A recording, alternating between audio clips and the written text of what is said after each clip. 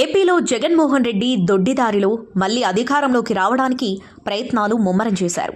అధికారులను అదిరించి బెదిరించి ఓటర్ల జాబితాలో దొంగ ఓట్లను చేర్చడం, ప్రతిపక్ష పార్టీల ఓట్లను తీసివేయడం వంటి చర్యలకు దిగజారుతున్నారు. ఒక్క చంద్రగిరి నియోజకవర్గంలోనే పక్క రాష్ట్రాలకు చెందిన 1,00,000 దొంగ ఓట్లను నమోదు చేయడం ఉదాహరణగా చెప్పవచ్చు. రాష్ట్రంలో ఎప్పుడూ లేని విధంగా ప్రతి నియోజకవర్గంలోనూ ఓటర్లను తొలగించే చర్యలు ముమ్మరం చేశారు. ఉపాధి కొరకు హైదరాబాద్, బెంగళూరు, చెన్నై వంటి నగరాలకు వెళ్లిన వారి ఓట్లను రాష్ట్ర ప్రభుత్వం నిర్దాక్షిణ్యంగా తొలగిస్తుంది. సాఫ్ట్వేర్ మరియు పారిశ్రామిక రంగాలలో స్థిరపడ్డ ఎంతో మంది ఉద్యోగులు ప్రభుత్వ వ్యతిరేక విధానాలతో విసిగిపోయి ఉండటంతో వారి ఓట్లు అధికార వైసీపీకి పడవని తెలిసి వారిని ఓటర్ల జాబితా నుండి తొలగిస్తున్నారు. రాష్ట్రంలో ఉపాధి అవకాశాలు లేక పక్క రాష్ట్రం వెళ్లిన వారికి ప్రాథమిక హక్కైన ఓటు కూడా లేని విధంగా ప్రభుత్వం ప్రయత్నిస్తుంది. మీ పిల్లలు ఇంటర్మీడియట్ మరియు ఎంసెట్ చదువుతూ సబ్జెక్ట్స్ లో కన్ఫ్యూజ్ అవుతున్నారా? కాన్ఫిడెన్స్ లెవెల్ తక్కువగా ఉందా? రిపీటెడ్ మిస్టేక్స్ చేస్తున్నారా? అయితే మీకోసమే ఉంది Rise app. 1 lakh question bank, performance analysis, online classes by experts, ఇంకా మరెన్నో ఫీచర్స్ తో మీ ముందుకొచ్చింది Rise the perfect guide. Description లో ఉన్న లింకును ఉపయోగించి సబ్స్క్రైబ్ అవ్వండి. ఎన్నికల విధి నిర్వహణ జగన్మోహన్ రెడ్డి ప్రభుత్వం ఏర్పడిన తర్వాత ఏర్పాటైన వాలంటీర్లు గ్రామ వార్డు సచివాలయ సిబ్బందితో నింపే ప్రయత్నం చేస్తున్నారు. ఇప్పటికే వాలంటీర్ల ద్వారా వైసీపీ అనుకూలురు, వ్యతిరేకుల జాబితాను ఆయా నియోజకవర్గాల ఎమ్మెల్యేలు, ఇన్ఛార్జీలు సేకరించారు. ఈ జాబితా ప్రకారం గ్రామ వార్డు సచివాలయాలలో పనిచేస్తున్న ఉద్యోగులను BLOలుగా నియమించి వారి ద్వారా ఓట్లను తొలగించడం, చేర్పించడం వంటి చర్యలకు వైసీపీ ప్రభుత్వం పాల్పడుతుంది. ప్రభుత్వ ఉద్యోగులు ఇప్పటికే అధికార వైసీపీ ప్రభుత్వంపై ఆగ్రహంతో రగిలిపోతున్నారు. అధికారం చేపట్టిన వారం రోజుల్లో CPS రద్దు చేస్తానని బహిరంగంగా ప్రకటించి ఉద్యోగులను జగన్మోహన్ రెడ్డి మోసం చేశారు.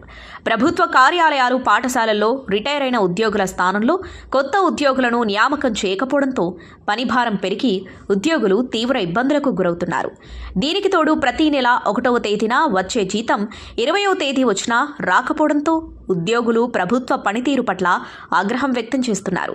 ఈ పరిస్థితులలో ప్రభుత్వ ఉద్యోగులచే ఎన్నికల నిర్వహణ బాధ్యత చేపడితే ప్రభుత్వానికి వ్యతిరేకంగా పనిచేస్తారన్న భయం జగన్మోహన్ రెడ్డికి పట్టుకుంది.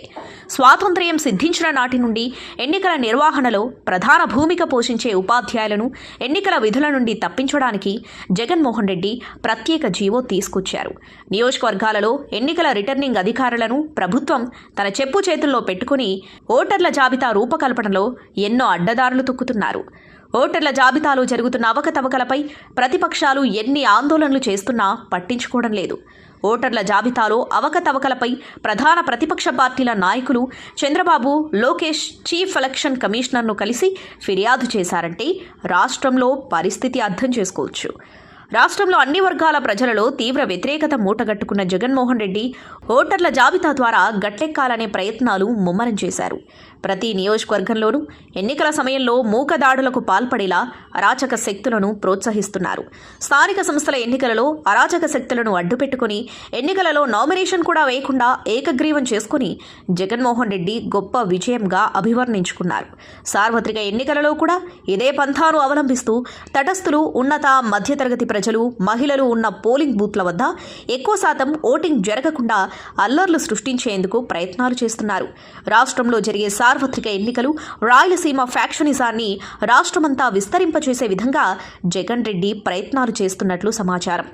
సార్వత్రిక ఎన్నికలలో జగన్మోహన్ రెడ్డి మళ్లీ అధికారంలోకి రాకుండా ఉండేలా ప్రజలు అప్రమత్తంగా ఉండకపోతే రాష్ట్రం పరిస్థితి అగమ్యగోచరంగా మారుతుంది అనడంలో సందేహం లేదు.